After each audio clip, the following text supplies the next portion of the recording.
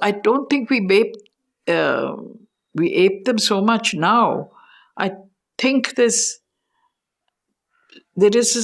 a group which does, but there is also people who, for instance, very young people feel they've got all their rights, so they needn't uh, be called feminists or whatever.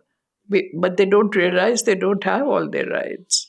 That when they get married, what are they doing, etc., etc. And there is a group like me and a few others, I guess, who are gentler, who feel more gentle about it through experience. Uh, and not only through experience, the African women have been a great source of encouragement. And recently, there was a gorgeous article, which, if you like, I could send you by her.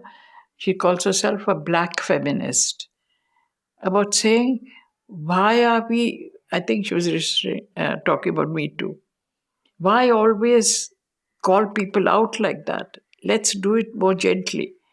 Uh, but it's a good article, not too long, just a short article, which has appealed. I put it on the feminist group. Not too many people replied, only 3 or 4 people who are older, and a couple of them I know. So, and a couple of people from Mahila Samakya who've been through this thing. And the African women have been fantastic. They have revolted against the white women there and have shown the courage, like the first woman who got on a bus, things like that. They've had a courage which I think we Indian women haven't had. Or Indian, there's a very nice contrast of 2 sayings, one Japanese, one Indian. The Japanese saying goes, if he can do, I can do. If he can't do, I must do. The Indian saying goes, if he can do, let him do. If he can't do, then how can I do? And really, it really encapsulates the philosophy of 2 different countries, I think. So, like that, the African women persist, and they've been slaves. Of course, Dalits here have been slaves, still are slaves quite a bit.